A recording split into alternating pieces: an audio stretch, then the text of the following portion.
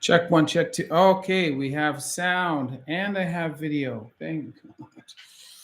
Holy shit. Okay. Boom.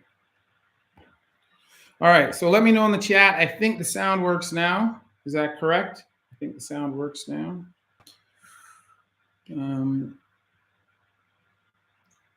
If the sound is working, which I think it is, just type it is okay in the chat so I know.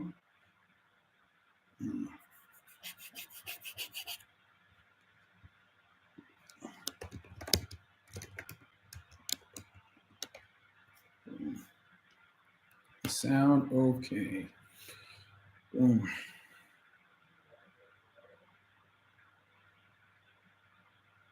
Well, hello again. Yes, well, hello, Kaiser. I've got bad teeth finally. Good. Let me know. Is the sound working? Yes? It's working? Perfect. Okay, good. All right. Well, thank you guys for joining me. I'm glad. Here, let me switch this so that this looks a bit more natural here. All right, thanks for joining me, guys. I thought that I would do this because few reasons. So number one, I don't have my video done, unfortunately. We have a good one coming for today. Well, it won't be coming today. It'll be coming later this week, but it's not done yet. And I've been sick for like the last 6 days. I've had a kidney stone, which hasn't passed yet. So if I have to jump up in the middle of this stream to run to the washroom, then you'll understand why. I've already been to the washroom like 10 times today, and I still haven't passed this stone. So I've had it since Tuesday waiting for this thing to pass. And unfortunately, I am also on call today. So if the phone rings and I got to answer it, then yeah, that's the deal. But anyway, let's get to it. I promised you guys that I would do a AMA on or once I reach 600,000 subscribers. So we're here now. We're at 625 or something like that. So that's what we're going to do. And I'm just going to chat with you guys and ask or answer questions. So let me just start to work my way through the chat, and I'll look at what questions. I hope you're feeling better. Kidney stones. Any thoughts about drinking distilled water to try to dissolve the kidney stones? Well, so yeah, distilled water is certainly a thing. It doesn't really need to be distilled water per se, but the more fluid that you have on board, the better, because we're trying to encourage the kidneys to produce more urine, and we're trying to dilute out the crystals that form to make the stones. So drinking a lot of water is good, and I got no amount of shit from all of my nursing staff, colleagues at the hospital, because this is the second time I've had a stone in about 2 years. And so, yeah, they encouraged me to drink more water. And I thought, to be honest, that I had been, but someone just pointed out to me that surgeons have a very high incidence of kidney stones because we tend to be dehydrated because we're standing around a lot doing stuff and not taking time to drink. So distilled water, yes, but just any water, lots of volume of water. So I'm trying to drink several liters per day. So, you know, yes. But anyway, so a great question. Let's go on here. What's your thoughts on acupuncture? Pro legendary. Listen, so as I'm a science-based guy, I like I like modalities that have a lot of evidence in science. And while acupuncture may be good for pain relief, it's not really good at treating any of the underlying pathologies that might be causing people's pain. So for select diagnoses or for select reasons, I'm okay with acupuncture. But for the most part, I'm not a big believer, and I don't think it does anything curative. And people say, oh, you know, well, it brings blood flow to the area, and it may do that, but I don't think from a curative perspective, it has much power. And I think that primarily it's good for treating symptoms only. So those are my thoughts on acupuncture. Made it to for breaking a bone, still haven't experienced. Yeah, listen, Grunto, I have broken bones and I've torn ligaments and I've had kidney stone. This is my second time now. And easily the kidney stone is the worst pain ever, man. Like I'm talking when it was at its worst, curled up on the ground in a fetal position, which is not at all fun or pleasant. So yeah, so that was kind of brutal. And I don't really take a lot of pain medication for anything, but I really needed to take pain medication for this, just so that I could concentrate on anything around me. Andrew, I'm getting a 3-level artificial disc replacement for L5S1 levels in about 2 months. What are your experience with patients that have had that before? Do they go back to normalcy? So Andrew, at the time I went through my training, those were just coming or those were just becoming a thing. So that was very new technology, and now it's much more commonplace. So I haven't had any personal experience as a physician dealing with those people or treating those people. However, I have seen people, in my practice for other things after they've had those done. And those people have gone back to normal function. They've been able to do all the activities that they were doing prior to. And I'm a big fan of MMA. And there are quite a few MMA athletes who themselves have had disc replacements, Chris Weidman being one. And they've gone back on to do mixed martial arts. And in fact, Chris Weidman has had a disc replacement in his cervical spine. So not in his lumbar spine, but up in his neck. And that guy has gone back to MMA, where guys are getting their necks cranked, they're getting guillotine chokes, rear naked chokes, all kinds of things, getting their head kicked, punched. And he's gone back to that. So, and that's not that I would advise every person to do that, but that just speaks to the level of resilience that those structures have, and that the ability for people to return to high level function after having had them done. So I would not be too concerned about that. You are having it at 3 levels. So that makes the complexity of it a little bit higher, but I still wouldn't really be overly concerned about that. Kaiser, what causes kidney stones? Well, generally dehydration. There's a number of different kinds of kidney stones. So the most common ones are calcium-based stones, and then oxalate-based stones. And so these are chemicals or inorganic compounds that if they are present in your blood in high enough concentrations, they can be or they can crystallize out of the solution of your blood in the kidneys where your blood is filtered. And so if those stones get large enough, in my particular case, this one that I have now is only 3 millimeters in size, which doesn't seem like very big, and that's not very large. It's large enough for it to be passed on its own, and small enough for it to be passed on its own, so that I don't need to have a stent, or that I don't need to get laser surgery or anything like that, or shockwave, but it's still big enough to get stuck and to be uncomfortable.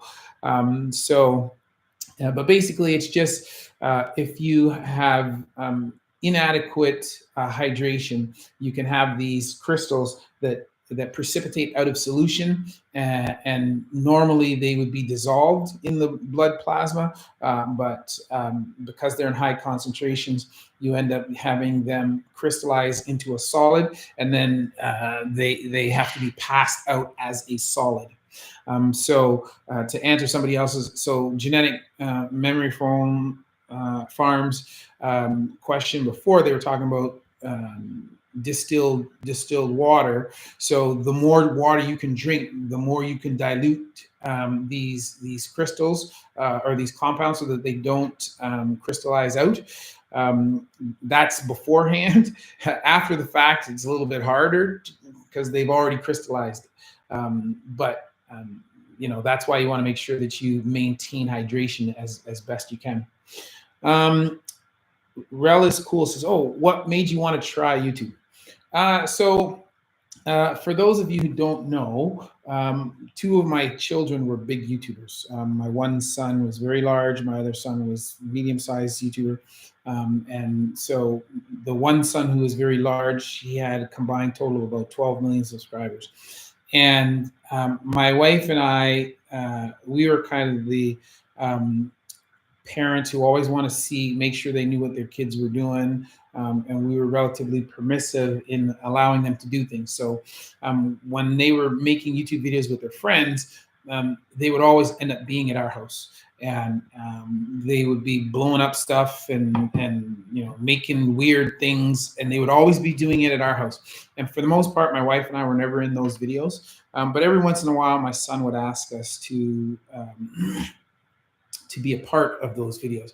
And so we would be present in them. And at first, when he was doing those videos, because he was doing crazy shit, I would wear a mask. So all the OG people know that I would always wear a mask, because I would never show my face. And people said, "Hey, your parents are funny. They should have their own channel. They should do that." So for a while, my wife and I had a channel called The Rents, which if you look it up, there's still stuff on there, but we haven't posted in there in years. But so we had this channel called The Rents, and we were just kind of doing funny stuff. That it was taking extra time, because I'm a full-time orthopedic surgeon. My wife and I run a business together.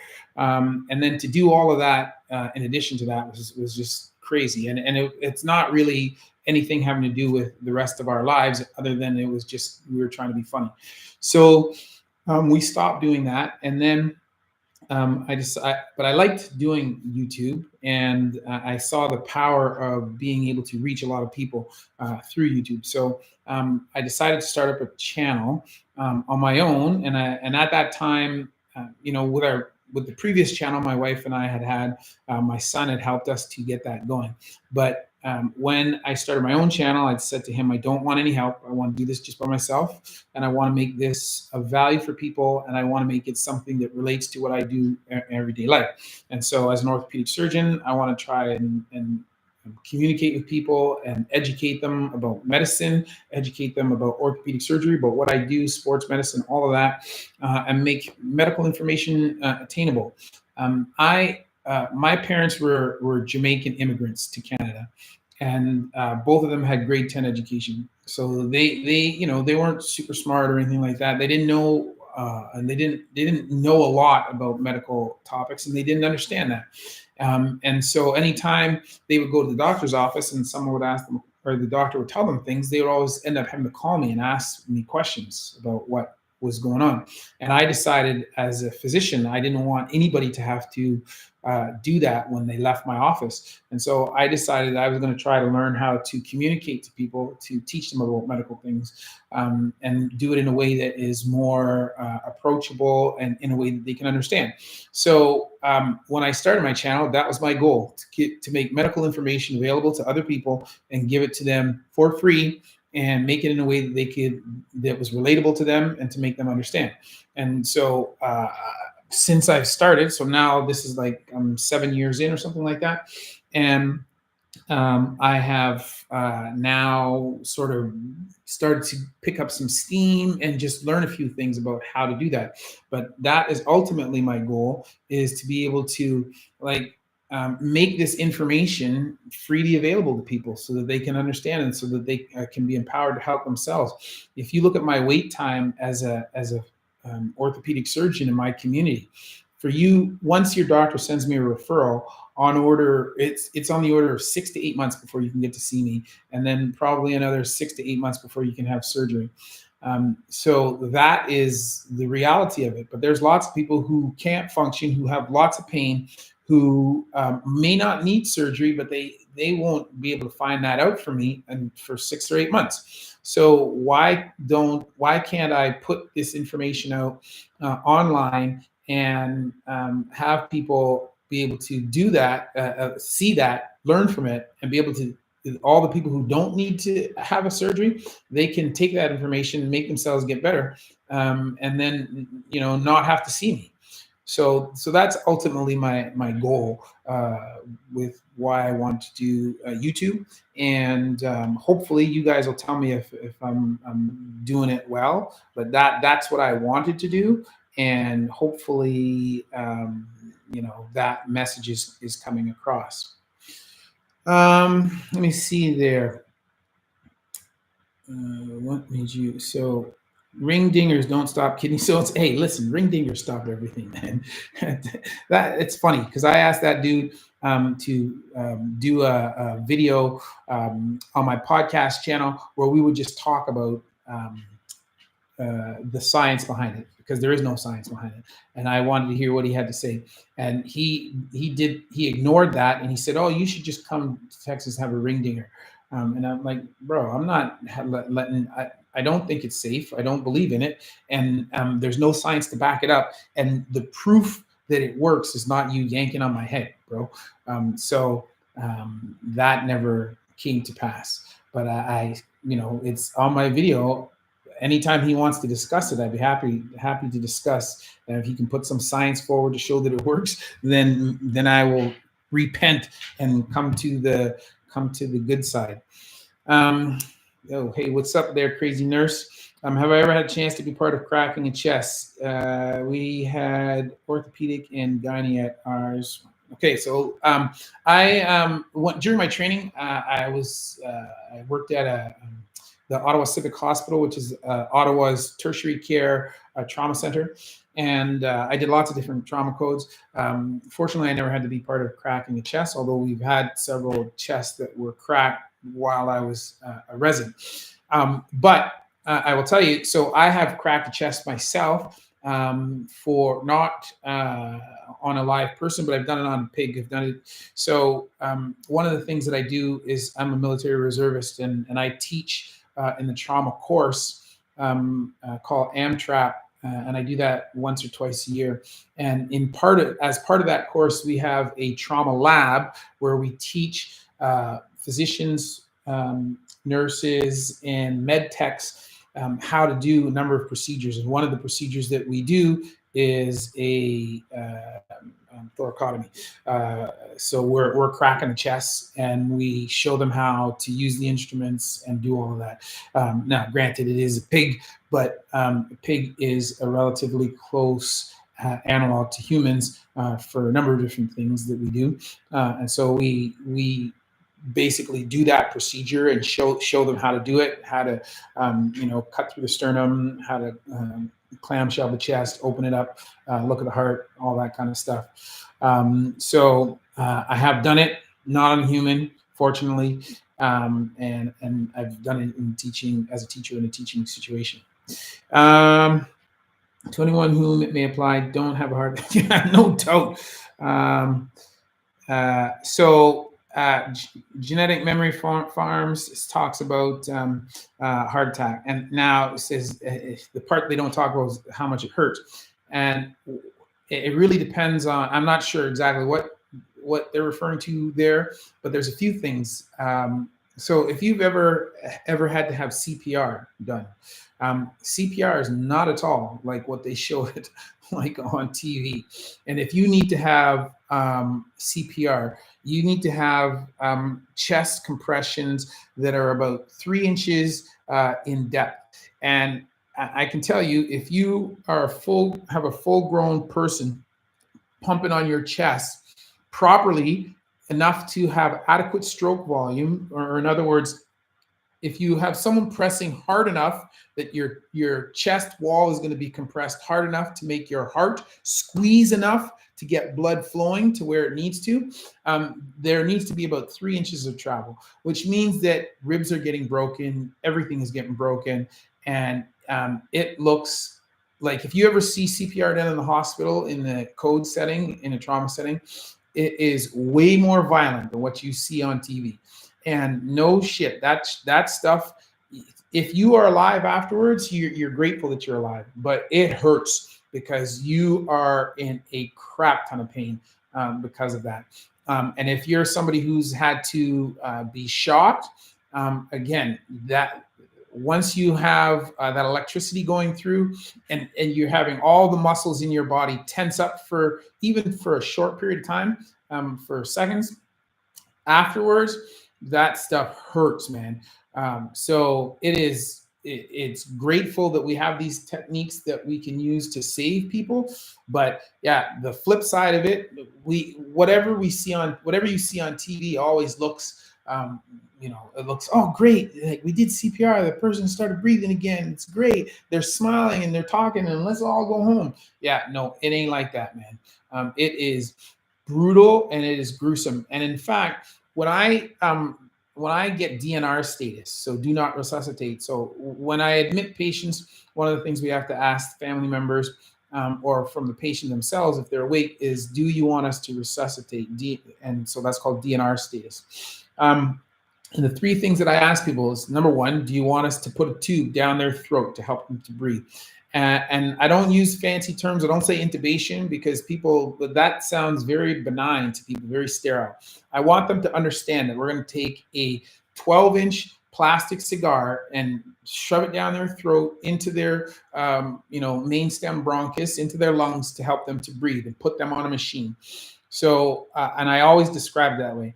And I say, would you like us to shock them back to life? I don't say defibrillate, I say shock, because I want people to understand that that is exactly what we are doing. And it is not necessarily pretty. If you ever see on TV somebody getting electrocuted and seeing their body jerk and tense, that's what we're doing. We do it in a controlled manner, and we do it for a short period of time, but that's what we're doing. We are kickstarting the heart.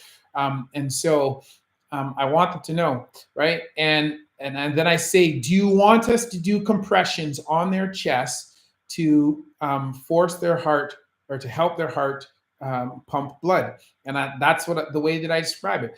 Again, so that people know this is not like this pretty thing that, like what it looks like on TV. This is a physical, brutal thing that we're doing. Yes, we're doing it in the name of trying to keep people alive, but it's still a brutal process. And people need to understand that. So I quite frequently will, when I ask them, I always ask in those terms.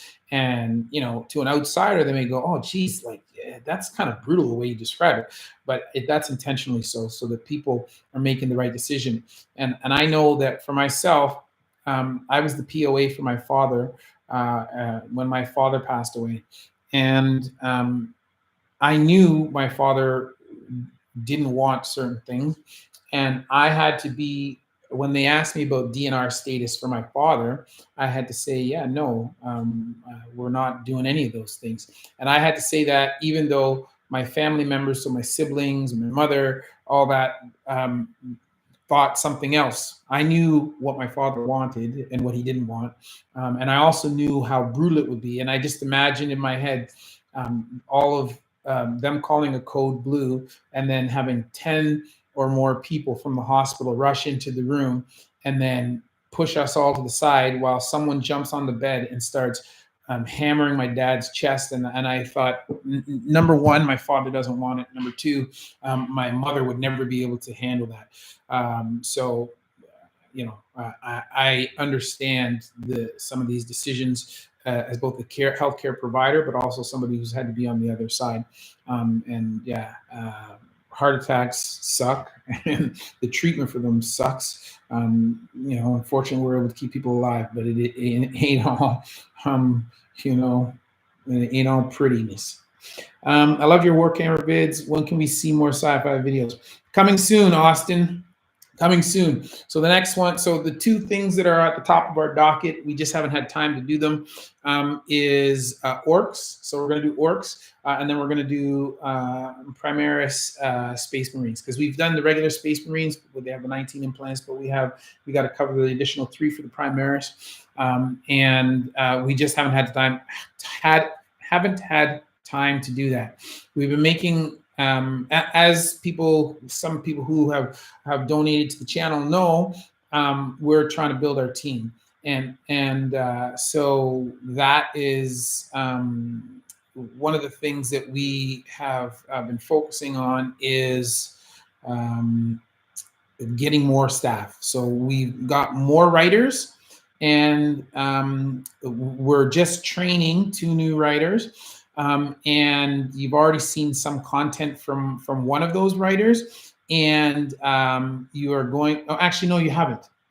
That's coming soon. So the first one from the one writer will be coming, and then the next video from the other writer will be coming shortly thereafter. So you'll probably see that content in about 2 weeks. So we're getting new writers. We've got new thumbnail artist. Then the next thing that we're going to do is hire a new, what do you call it? Hire another editor so that we can start going to twice a week. So that's the goal right now, is to get twice a week. And by the way, practitioner, thank you very much. I appreciate the love that you're showing me, and I'm glad that you enjoy the content. I love making it. Thank you very much for that. But yeah, so that's what we're using those funds for, that people have donated. I'm using that to hire new staff and to train those staff and build the channel so that we can create more content for you guys. It does, on average, it costs me about $2,000, maybe $2,500 to do each video each week. So I'm just trying to cover my costs and to hire the people to do that. So let me see. Don't modalities like acupuncture rely primarily on placebo effects? So cynic, yes. A lot of those acupuncture and stuff like that, placebo effect is 39% or 30% effective. So even if I just give you a glass of water and I tell you it's going to fix your ailments, 30% of the time that's going to work. Just because of the power of the mind for people. So a lot of the effects from acupuncture and modalities like that are from placebo. They have a slightly, they may have a slightly higher efficacy rate than placebo, but it's mostly placebo from that. Burdescu, thanks. Love your content, dude. Keep it up. Will do. Do you have as many subscribers as Amish Shark? That's a good question, man. Nobody's asked me that question before. So listen, right now, I would say actually that my subscribers surpass my actual real salary. That's not to say that my salary is low or anything, you know, but yeah, no. And also it's not a 1-for-1, but my actual subscribers now does surpass my actual salary that I make as an orthopedic surgeon. If I couldn't do, on a serious note though, if I couldn't do ortho, what other specialty, subspecialty would you be? So listen, I briefly considered 2 other specialties. I considered general surgery because I enjoyed my time with the general surgery group at where I trained as a medical student at the University of Western Ontario.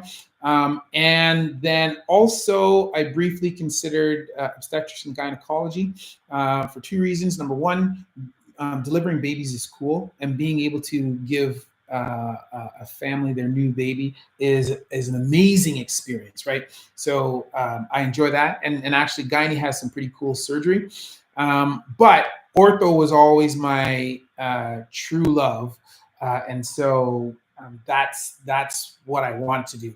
I could have gotten by with either of the other ones, but I always knew ortho was what I wanted to do. Oh my goodness, crazy nurse, that's very generous of you. Thank you kindly. You rock, sister. And so, you know, I'm glad you enjoy the channel, and I'm also more glad that you have learned stuff, because ultimately that is something that's what I want this channel to be about, is about learning. And so if you guys don't know my history, I after my undergraduate degree, I did a master's degree, and then I went back to teachers college. So my first 2 years of medical school, because I was poor, I had no money, and I was living on student debts, and we had 3 kids already by that time. So the first 2 years of medical school, I basically supply taught.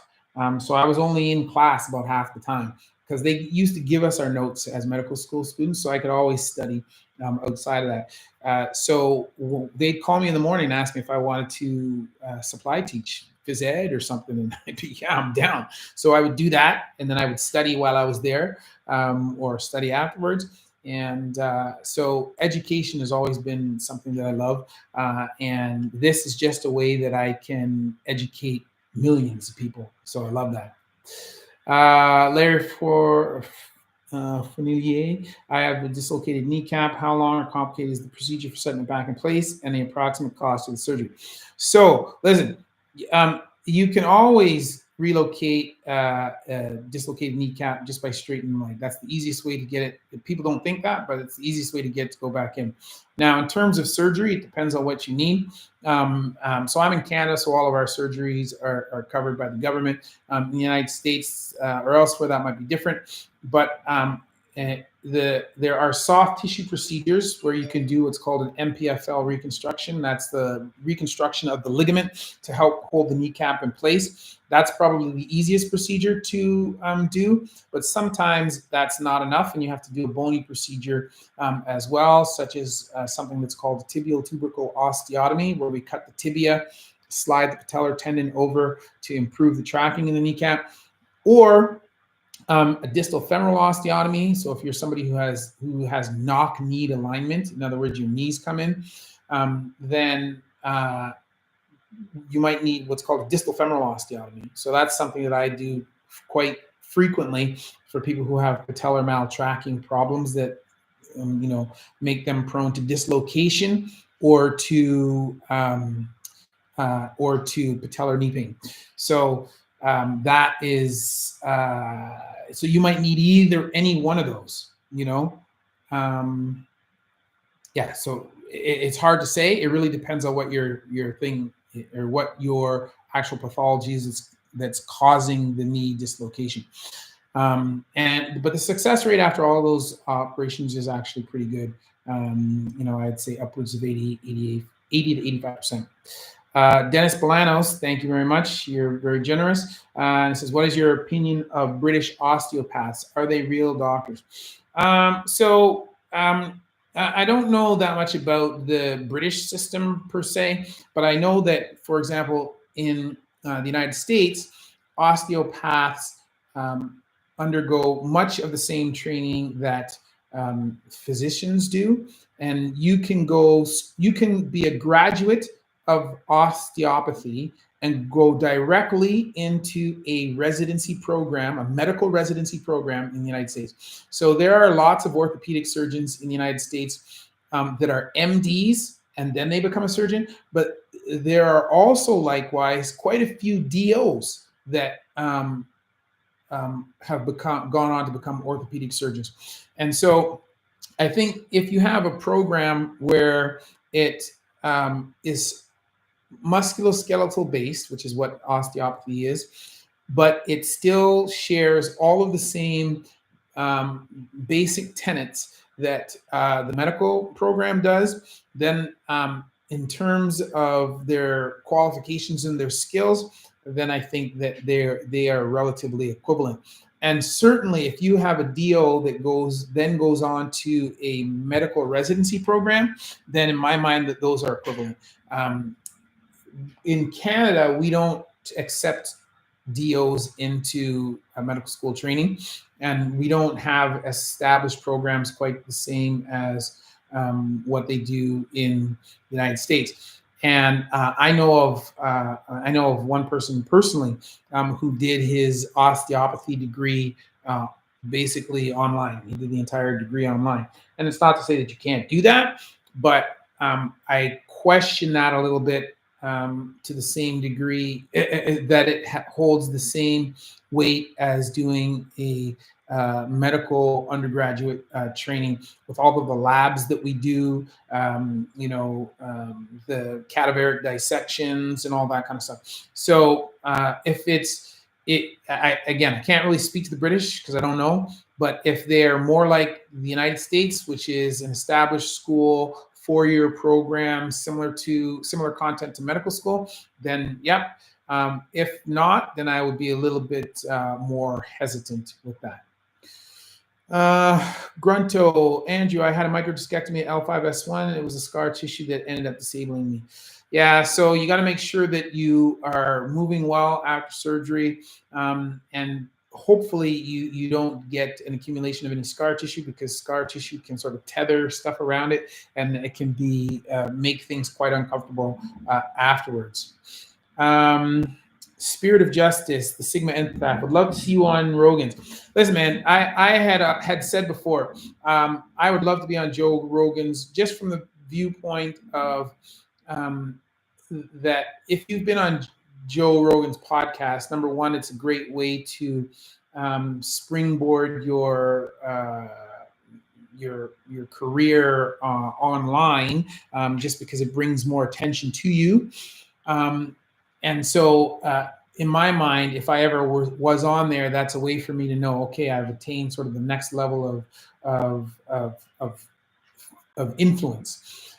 But as of late, with some of the people who he's had on there and some of the stuff he's talking about, I'm like, oh my God, I don't know that I would want to anymore, because there's so much bro science, and some of the stuff that he's talking about is just kind of craziness, that I'm not really sure anymore.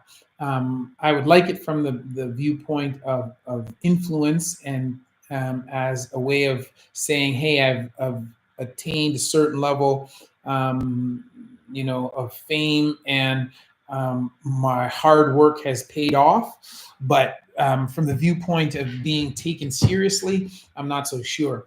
But one of the other people whose podcast, although he's a friend of Joe's, that I would love to be on, which I think is much more on an intellectual level, would be Lex Fridman, because I think that he's,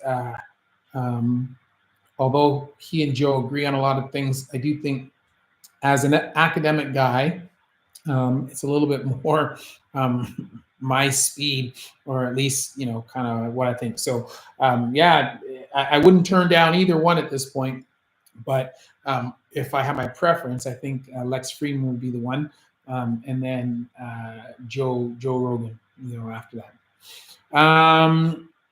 Hope it's passed. Well, Camille, it has not passed yet, unfortunately, but I've gone to the I think it's getting close, because I've been to the washroom 10 or 15 times already today. And I know that as you get frequency, so urinary frequency, that the stone is getting close to coming out of the ureter and going into the bladder. So I think that I'm pretty close now, but it's still not quite there. And I've had to take quite a bit less medication. I've been taking Toradol, naproxen. I had to take some Cipro because I did have a fever, and a little bit of hydromorphone and some Tylenol. So I've had to take less of that today. So hopefully it's getting there. But I'm at 5 days of this already, 6 days of this. I'm getting fed up a bit, and I'm just trying to move on now. Okay. Can you have only one locked knee, like one knee straight, other knee bent? Mike Williams asked, yes, you can. Of course you can. Your knees, although they look the same, they don't function symmetrically all the time. And so you can have a structure, you can have a meniscus, you can have a loose body, you can have subluxation, you can have any number of things that might cause one knee to lock temporarily or even permanently, and while the other one does not. And just for the record, the way that people describe locking and what we as surgeons describe locking is two different things. So for a surgeon, when your knee locks, what we mean by that is that you can bend your knee, and then when you go to straighten it, it catches and it won't allow you to straighten all the way. So for us, that is locking. And that can be either temporary or permanent issue. And usually that happens as a result of a displaced meniscus, and in particular, something that's called a bucket handle meniscus tear. And a locked knee for us as surgeons, particularly sports surgeons, that's a surgical emergency because that means that the meniscus is trapped, and it's a meniscus that is attached at both the front and the back of the joint, and potentially it's meniscus that can be saved. So if we see that, then we try to get those patients into the OR urgently, because we could potentially reduce. So take that meniscus, untrap it, move it back where it needs to go, and then sew it back together, and the patient keeps their meniscus. But you can also have locking for other things, as I said, loose bodies moving around in the knee, that kind of stuff. So it is possible for you to have one locked and not the other. It's possible for you to have them both locked. And it's possible, if you had them both locked, it's possible for them to both be locked at different degrees of flexion. So, yeah. If you have locking, then you need to get your knee checked by somebody who's a knee specialist, either a sports medicine physician or an orthopedic surgeon, so that you can understand why it's locking and see if there's something that can be done for it. Good morning, Ernie and Jonathan Silva. Well done. Congrats on the deserve. Thank you very much. Hey, Doc. I'm a 24-year-old athlete and I have a small radial tear in my meniscus in the red zone. It's been since November, since the insult. I'm on the fence with having surgery. Any advice? Yeah, so this is what I'd tell you. So number one, you're 24, so you're in the perfect age for it to heal if you have surgery. Number two, it's in the red zone, so there's plenty of blood, so also ideal. Number three, radial tear is unlikely to heal on its own. If it were going to have done so, it would have done so already. Usually these things are going to settle themselves within 3 months. And so if you had that in November, we're now approaching 7 months. So it is not, if it hasn't done so yet, it will not. And in fact, it's only going to get bigger in size the more you do stuff.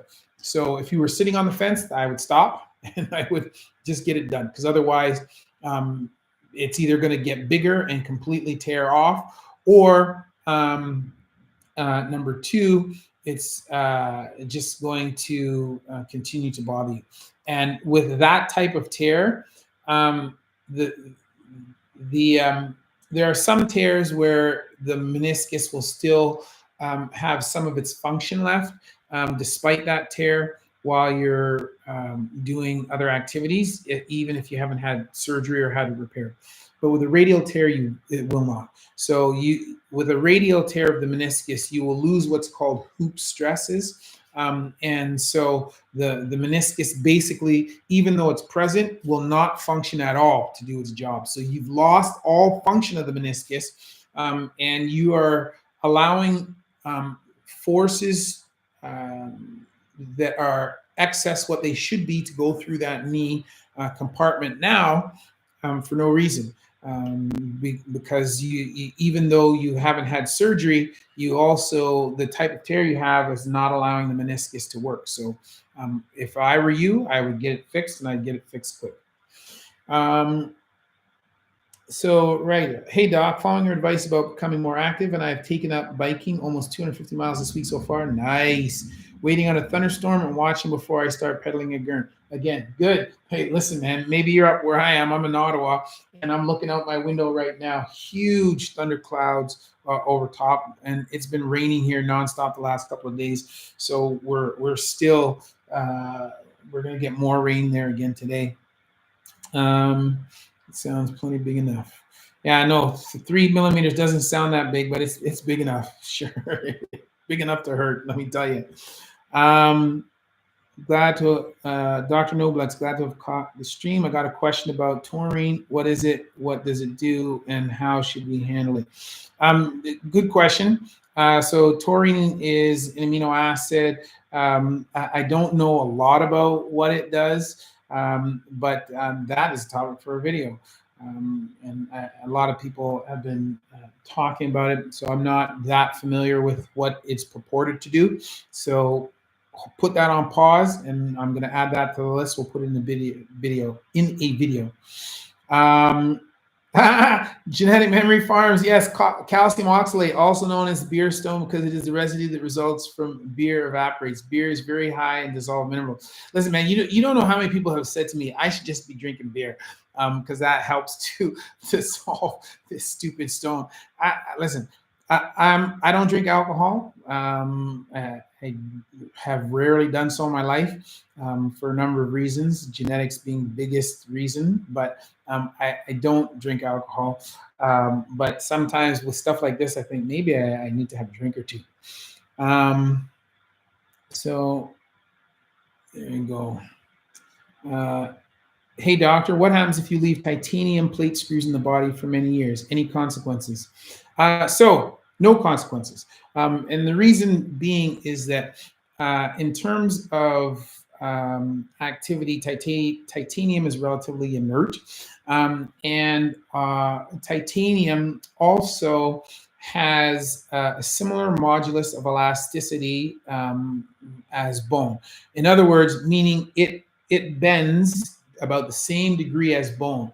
So it won't, because it bends about the same amount as bone. From a force perspective, the bone recognizes it as being itself. It's just a part of the bone. And there's not really any shielding around it to any significant degree, because the bone, it's not stiffer than the bone. And because it's relatively inert, it doesn't really react with anything. So for the most part, if you leave something in, it doesn't do anything. And so I'm always telling my patients, I'm not a dude that likes to take plates out. The incision to take something out is always bigger than what it was to put it in, because oftentimes the bone will overgrow it. There will be soft tissue scarring over top. So it's never as easy to take it out as it was to put it in. So I tell people to leave them in, and I only take them out if people make a big stink about it, if they're having some kind of functional problems. But I see people with hardware that's been in there their entire lives and they don't have an issue. So I don't. Yeah, I generally leave them in. Camille Klein, do meniscus tears even heal? And if so, how long does it take?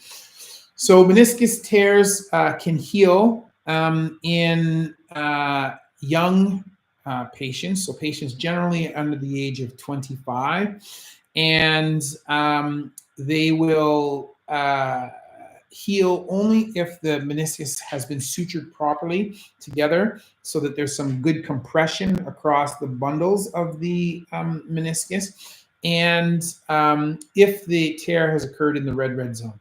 Otherwise, it's generally not going to heal, because there's just not enough blood supply to make it do that. So I I will repair the meniscus in young individuals, or in people who have a lot of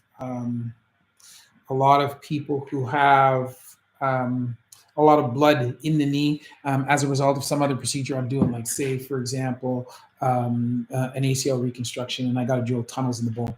But otherwise, I'm generally not repairing them expecting that they will heal.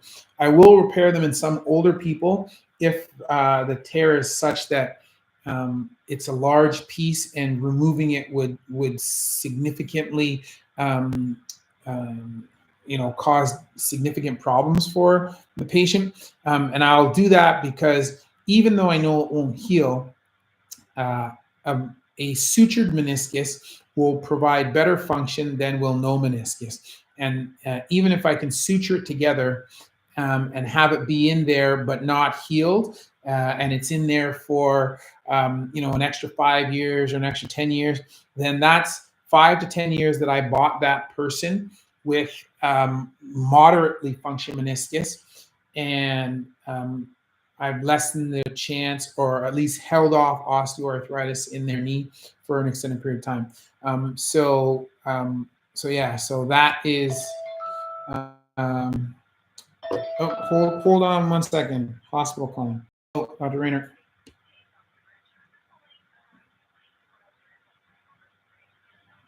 Yes, I've admitted him already. He doesn't need to be there. He's admitted to the floor. Okay, I'll add that to my orders then. But I already did orders for him. So, and I spoke to the nurse previously, and I said he's admitted. Okay, thanks. Bye. Um. So Mary, chest compressions like being punched in the chest. Yeah, exactly. Being punched in the chest by Mike Tyson on Prime, or in his prime. That's about what it's like. Um, Genetic Memory Farms, great job communicating. Thank you very much. I appreciate that. Strength training important in lifespan is the only goal. Listen, I always say that everybody should lift all the time, everybody. And in our gym, we have seniors members that we have integrated with the rest of the people, and we may scale the exercises a little bit for those people, but we have them doing resistance training, lifting weights like everybody else. Lean muscle mass is one of the biggest prognosticators of longevity, or length of life, than many other signs, or things that you can look at. So the more lean muscle mass that you retain as you age, the better you are going to be suited to aging, and the longer your life is expected to be. And you gain lean muscle mass by resistance training. And so if you can do more weight training as you get older, then for lifespan, it is a major thing that's important. So you should do that. Practitioner asked, do you do stem cell and PCP? The VA did this for me, my ACL repair at 30 years old. So I don't do those things routinely, just because they don't. I don't think they offer significant benefits. Like if you look at the literature, PCP or PRP does not offer significant advantages over corticosteroid injection. It lasts about the same. The effects are about the same. It lasts about the same length of time, and it is effective for treating the same things. It's probably better for your cartilage than is cortisone. So from that respect, it's better, but it's about the same, but it's way more expensive. So in my population of people who don't, a lot of them don't have a lot of money, it's just not, it's a non-starter because of the cost. And stem cells, way more expensive. And again, stem cells have not been shown to be better than PRP for most things. But in some situations, they can help to improve healing. And as you mentioned with an ACL, so if you have a partial low-grade ACL tear, or you have an ACL reconstruction, and you use those things to help improve healing, they can certainly increase the concentration of growth factors and healing factors at the location of surgery. And so they can provide some assistance there. So in some situations, they can be beneficial, but for most, probably not.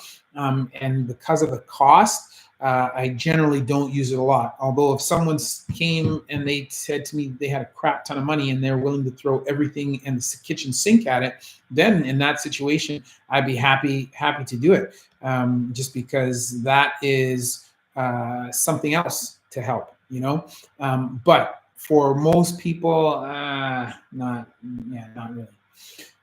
Is strength training important if a long lifespan is the only goal? Yes, Mac, definitely. As I was saying above, that is definitely important. Carrie Big Speak Soft, are you ready to use Tarrant? Oh my God. So when I first listened to Terrence Howard talk about that, I haven't listened to the whole thing in depth, but when I first listened to him, there's a lot of things he says, a lot of things that sort of sound like he's making sense, but he also speaks with such pressured speech that it's hard to keep up with everything he's mentioning as he talks about it. And so you need to sort of watch each thing, look at each thing, think about it, and potentially look it up, and then break down his speech in that manner. And I've watched a few videos where they've done that, and I just think, clearly he's a smart guy, but he has, he has confabulated a few things. He's misconstrued a few things.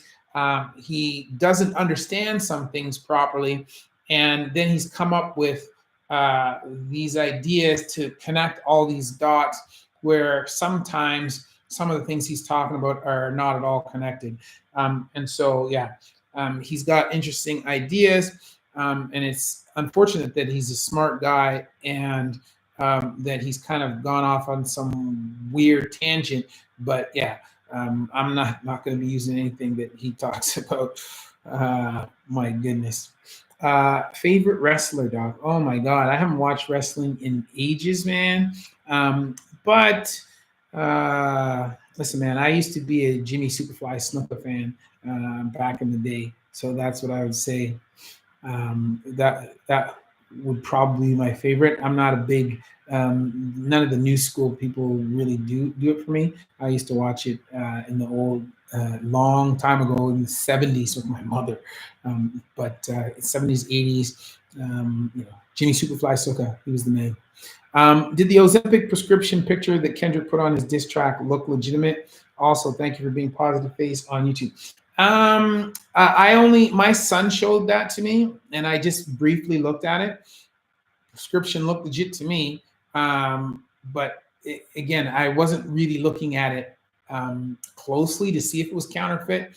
So I don't know.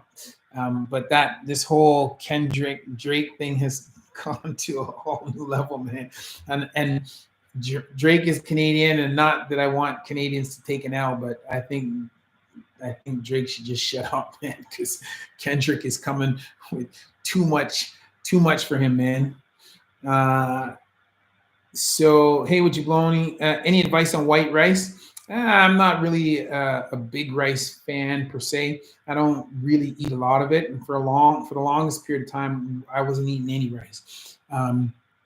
But recently, we've started having we've been making burrito bowls at home, and so as part of the base, then I'll use rice. Although generally speaking, I won't use white rice. We'll either use like jasmine rice or sticky rice or even brown rice for that. So it's got a lot of carbs. I'm a big fan of washing your rice before you cook it. So I never just cook it straight out of the package. We'll always wash it first. So put it in a container, put some water in, agitate it, and then you can see all the starch and everything coming off. So we'll do that before I eat, before I cook it, because I don't want to have all that starch there. And I try not to have too many carbs. Daughter, how hard is becoming a doctor now versus when you were young? Good question. I don't know how hard it is. It was pretty hard when I was younger. I had to apply twice to get in. I didn't get in the first time. And I did my undergraduate degree. I knew my marks weren't hard enough, so I had to go back and do a master's degree. Still, my marks weren't good enough. So then I applied, but I didn't get in. So that's when I did teacher's college. And then I applied again after a year of teacher's college. Fortunately, I had a relatively, broad background experience, because by the time I applied, I had already had 3 kids. I had played varsity sports and competitive sports my entire life. I had almost been a professional football player. I'd been drafted in the CFL draft, gone to a camp, did that. I had done a lot of volunteering, and I guess I was smart enough. So it was with preparation, it was hard, not undoable, but it was hard. Now I'm not entirely sure how much harder or whether it's the same. The pool of applicants, the year that I applied to medical school at Western for a class of 105, there were like 4,000 applicants. So, to get in, be 105 out of 4,000, that's pretty good. I don't know what the stats are like these days, so I couldn't really tell you. Is strength? Yeah. What can you do if you're suspecting someone of poisoning you with what? When neither the police nor the fire department are able to help you. People, man, that's a question out of my league, bro. I do not know. Yeah, good question. If anybody else has any thoughts, put it up in chat because that one's over my head. I don't know. So Aswin, my view on Ayurveda, I'm not a big yoga fan per se. No, I think yoga is fine. I think we're talking about yoga here. Maybe not. Maybe shows you how dumb I am. But my one son does yoga all the time. And I think yoga is good for a lot of things, but I think it's good for mobility, flexibility, and for certain levels of strength. I approach things more from the athlete side, and I don't think it has that it's applicable for that. But yeah, so that's one of the things that the downsides of yoga that I see. So anyway, that's my thoughts. Thank you for the medical insight. I was wondering if you've experienced with RMS, which I have been diagnosed with. RMS, I do not. So let me see here. So for real,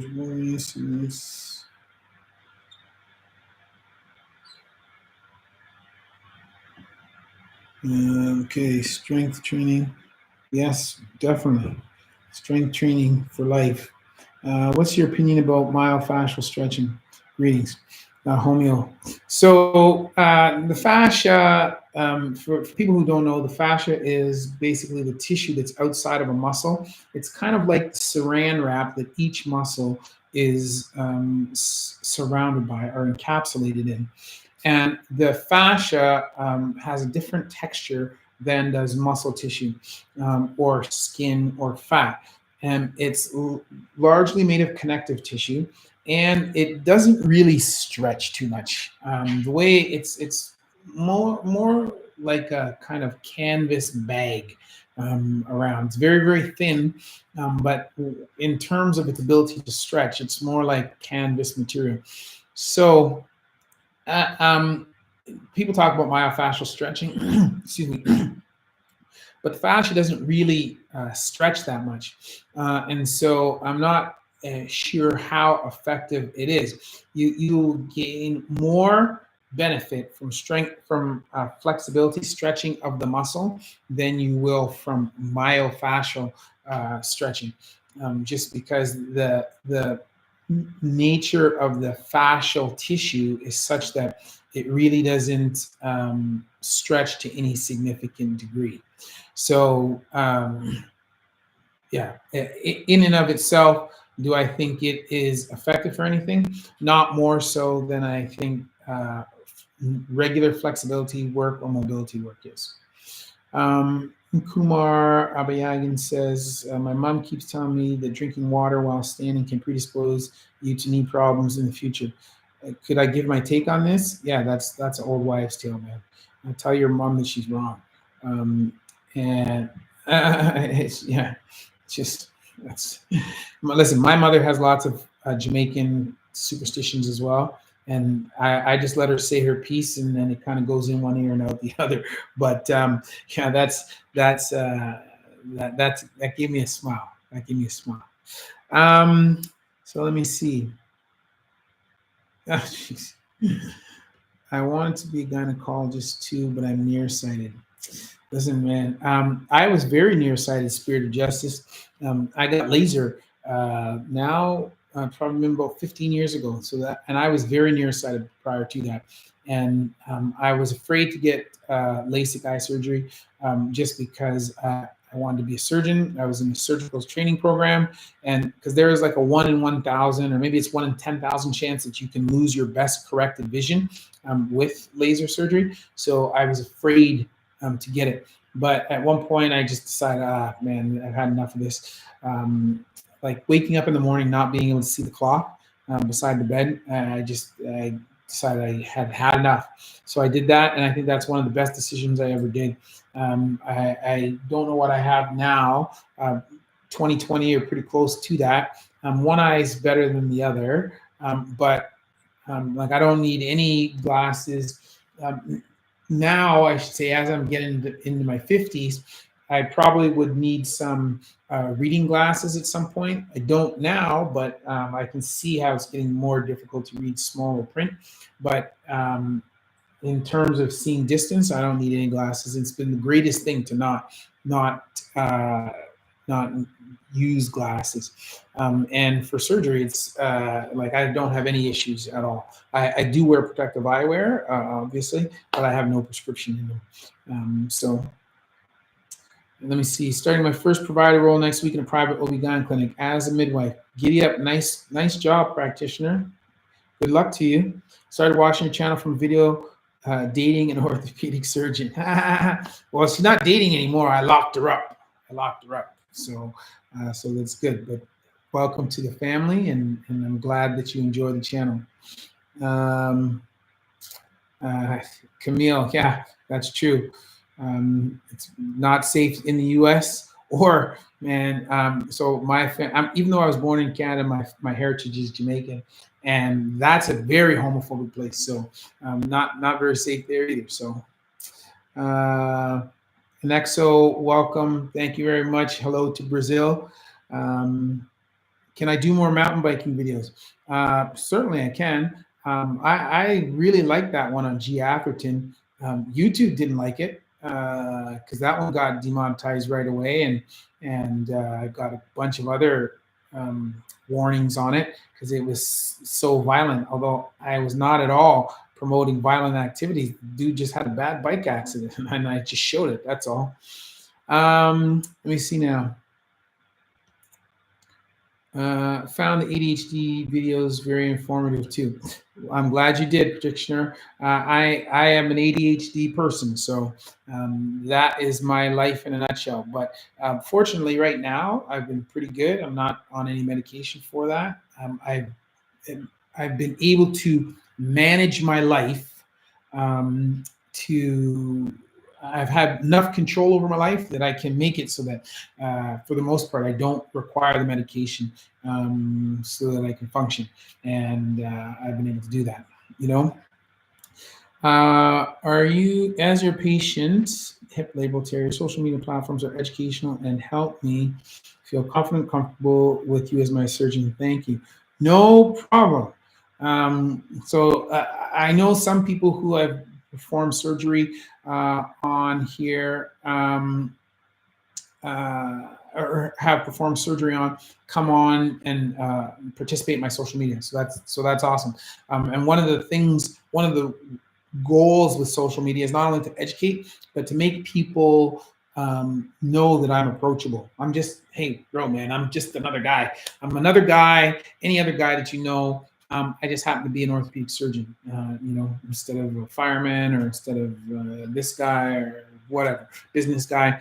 I just happen to do orthopedic surgery, but I'm like anybody else. So I want people to think of medical professionals as being approachable people. So that's another thing I'm trying to accomplish there.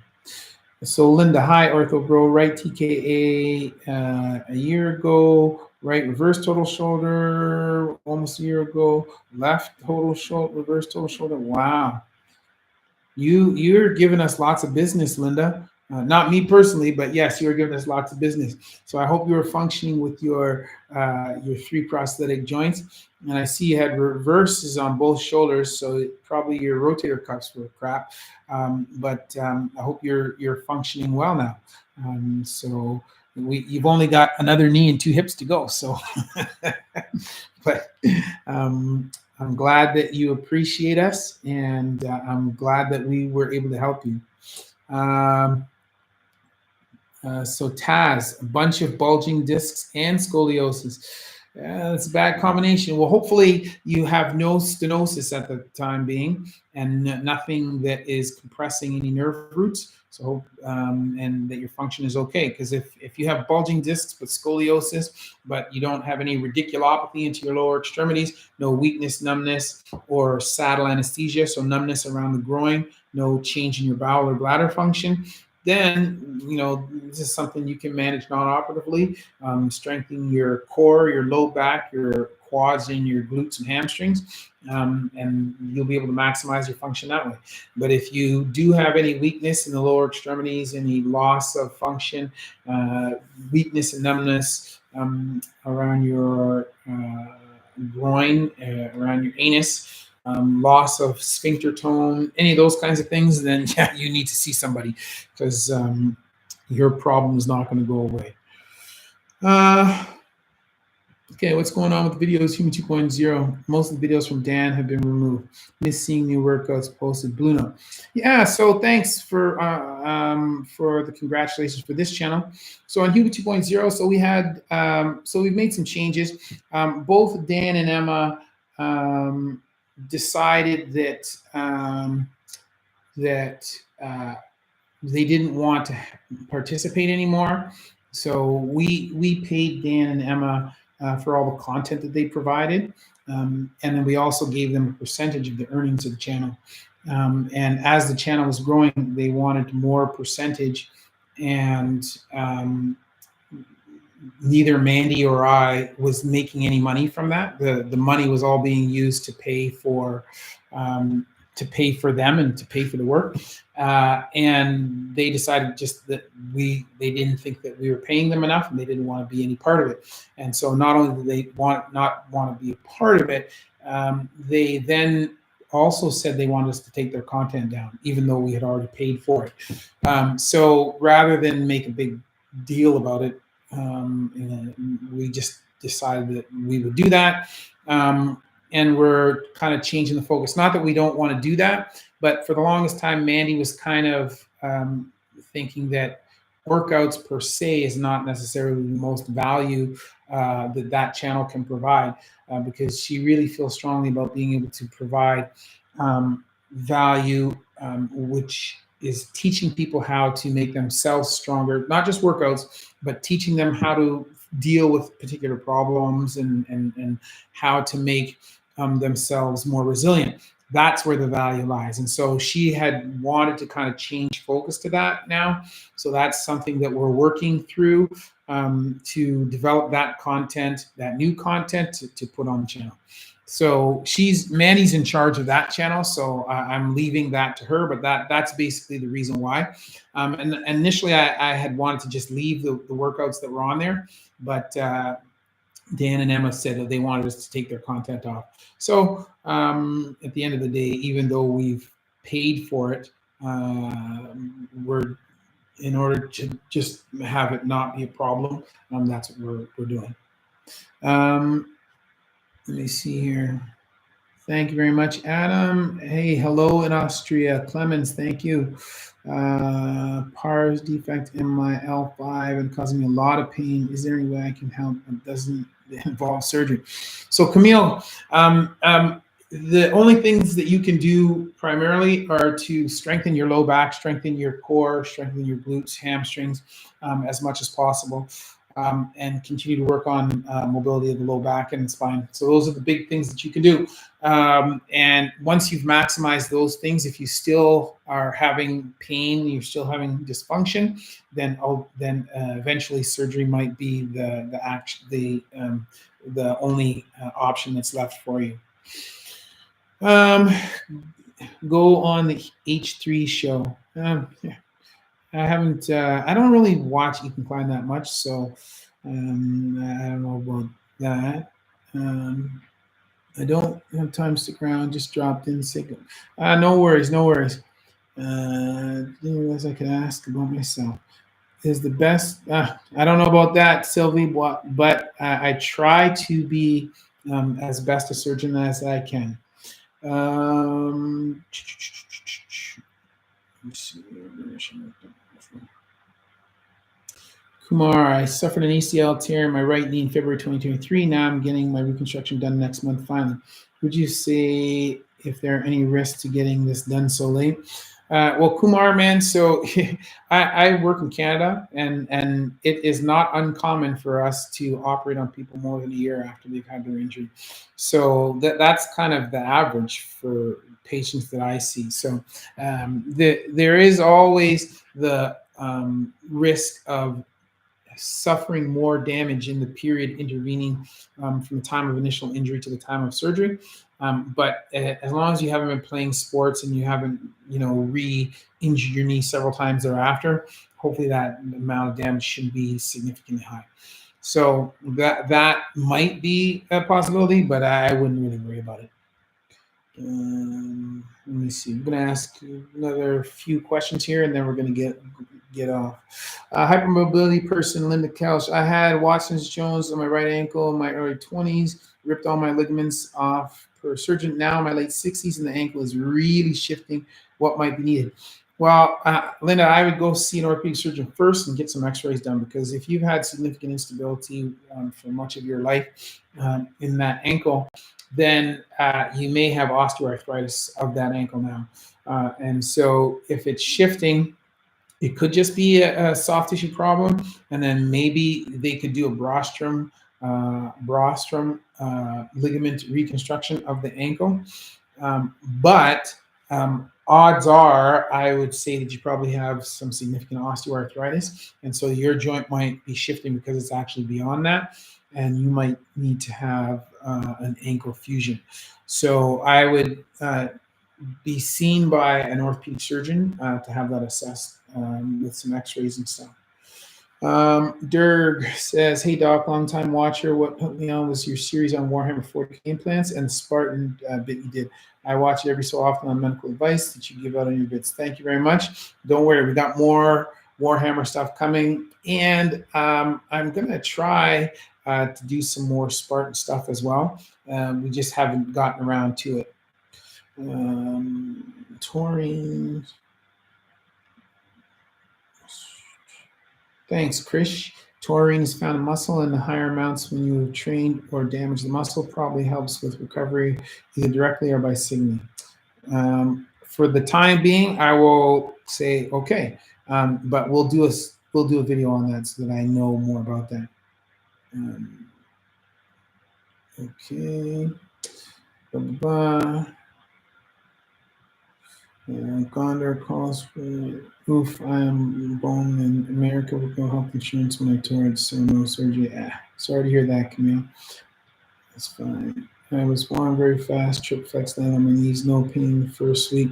Pain started from knees, worked up neck, and then back down. Now the pain's in my back.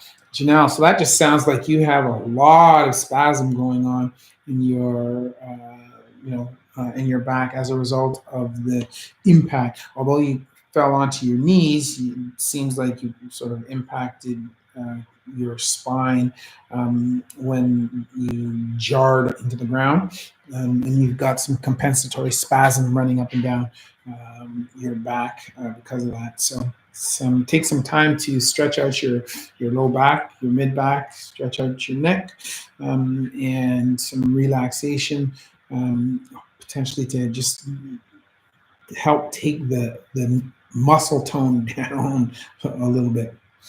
Let me see. Clavicles sternum on one side. Should I get surgery? John Smith. Hey doc, my clavicle is disconnected from my sternum on one side. Should I get surgery? Depends, John. Depends on how much it bothers you. Depends on whether it's dislocating forward or dislocating backwards. If it's dislocating backwards into your chest cavity, you have a bunch of big blood vessels that are behind behind that area, which are really important. You could potentially cause compression there. That might be a problem. So I would sort of figure out where it's being, which way it's dislocating, how frequently that's happening, and whether that's limiting your function. And I'd speak to a surgeon about that, either a general surgeon probably, or a thoracic surgeon. An orthopedic surgeon could potentially fix that as well. I've had a few patients with this. I've not had to operate on any of them, but I have considered how I would do it. So I think I have a way in mind and that I could use to effectively fix that. But that's what I would do. And it just really depends on how painful, how much is bothering you, and what your function is like. Okay.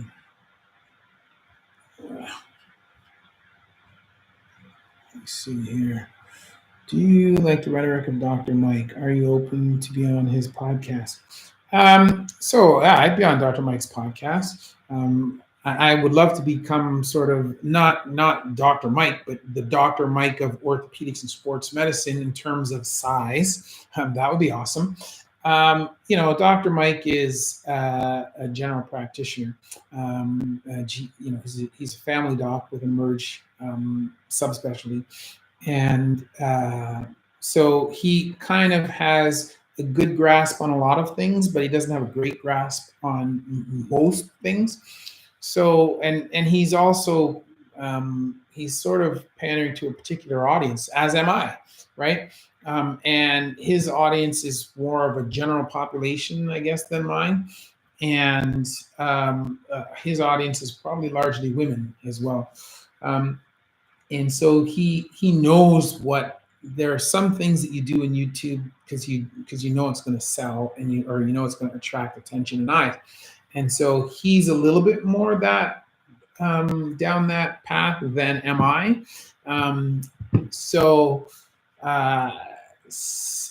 He says some stuff that is particularly designed to get people to get their emotions going, so that they interact with his content. And sometimes I use provocative titles, and I do stuff like that. But I try to just spit the truth as much as possible. Try not to lie about anything, and I try to be as accurate as I can with what I know. So that's my approach. And there's some stuff I've seen of his that I'm like, yeah, I agree with that 100%. And there's other stuff that I'm like, I don't think I see same eye to eye. Would I be on his show? Sure, I'd be on his show. He and I could talk about whatever. There's lots of stuff, though, I'm sure he would know way more about, because he is a generalist, whereas I'm a specialist. But there's a few things that I know a crap ton more about than would he. So would I do it? Sure. And do I agree with all his rhetoric? No, not particularly, but then again, I'm sure I don't agree with lots of people.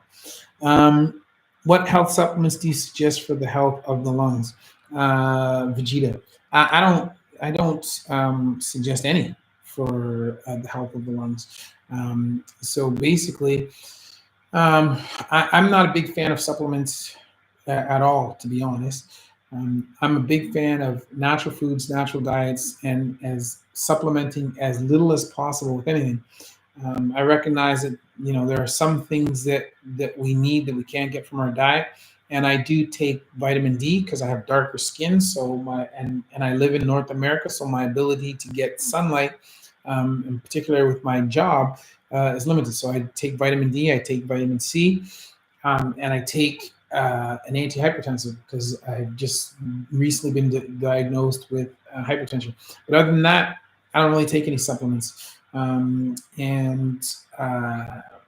I specifically, so in general, I don't take any, and there are not any that I am aware of that offer benefits specifically for lung tissue than anything else. So I'm a big fan of natural foods. I don't drink a lot of things other than water and tea. And basically, if you want to protect your lungs, exercise them frequently. Exercise through exercise, so that you're taking lots of making them expand significantly. Take lots of air in, and try to breathe clean air. You know, try to stay away from smokers. Try to stay away from areas of heavy pollution. Uh,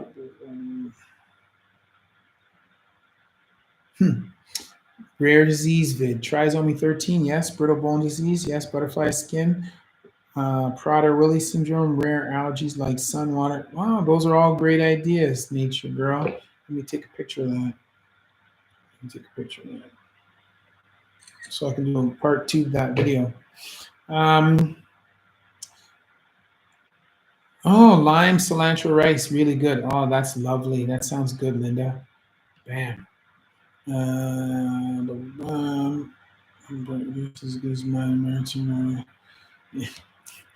What's that familial insomnia? Okay, I'm gonna ask one more here, or answer one more here. Okay, I'm gonna this Joshua Christian. So, hey doctor, I'm a long distance runner and I normally have a heartbeat of 45 beats per minute. It's not normal. My doctor didn't like it, but I thought it was just due to a strong heart from running. Listen, Joshua, man. So you're an athlete, and especially a long distance athlete. So there was a time when I was in my best shape, where my heart rate was around 50 something, you know, low 50s, and I was trying to get it underneath 50, into the high 40s. And I have seen in the OR people, long distance athletes, who have a heart rate of 40, you know, mid to high 40s. And that, if you are a long distance athlete who does a lot of cardio activity, a heart rate in that range is absolutely normal. It may not be normal in, you know, to the average person, but for you, your heart is very strong, pumps very well, and your ability to extract oxygen out of the blood is quite good as a result of all of the cardio activity that you're doing. So for you, that's normal. If your heart rate is getting into the 30s, that starts to become too slow, and that's a problem that's known as bradycardia, or slow heart rate. But 40s, high 40s, I don't necessarily have a problem with that if you are an athlete. If you had that heart rate and you are not an athlete, then that definitely is a problem. But if you are a normal person, healthy, and you do a lot of cardio activity, and you have heart rate there, then that's good for me. So that's kind of where you are at. So I think that's okay. Now, if you were starting to have problems like syncope, you're fainting all the time, or loss of consciousness, or stuff like that, any other manifestations, then you might have some issues. But if you don't have any issues, you're healthy, you're feeling normal, and you're able to do all your long distance running without issues, and that's your heart rate, giddy up, carry on. All right. Anyway, so we've been on here for an hour and a half.